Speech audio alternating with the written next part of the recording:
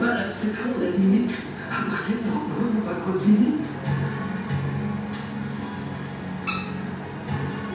Et il y a fort à parier que le public venu découvrir les merveilles du musée océanographique ne se doute pas que cet homme grenouille est en fait un vétérinaire en mission.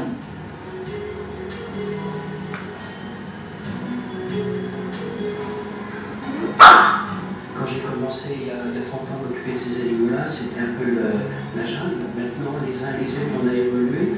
C'est peut-être un peu l'intérêt de la profession, c'est d'être obligé de s'adapter parce qu'il n'y a pas deux animaux identiques. Ils n'ont pas les mêmes régimes alimentaires, ils n'ont pas les mêmes maladies, ils n'ont pas les mêmes anesthésies, pas les mêmes conditions. Et donc, c'est vrai qu'il y a beaucoup de choses à savoir. C'est peut-être l'intérêt de la pathologie et de la médecine aussi. En 35 ans de carrière, Yves Firmin a soigné des milliers d'animaux et certaines histoires l'ont marqué pour toujours. C'est le cas de Lisa, une tortue. Lisa, c'est une tortue caritane, c'est une tortue de mer qui a en fait été heurtée par un hors-bord et elle a été éclatée au milieu, c'est-à-dire que la partie avant et la partie arrière étaient mobiles.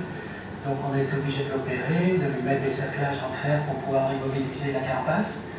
On l'a résinée ensuite pour la rendre étanche et puis elle a passé 1 an et demi au musée avant d'être relâchée.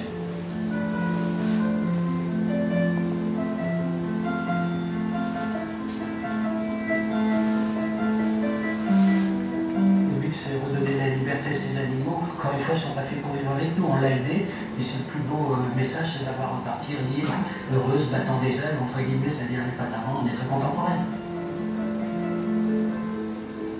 D'autres animaux sauvages n'ont pas pu, comme Lisa, retrouver la liberté. Il y a 2 ans, le docteur Yves Firmin recueille et soigne une marmotte, Bonnie, qui avait été renversée par une voiture.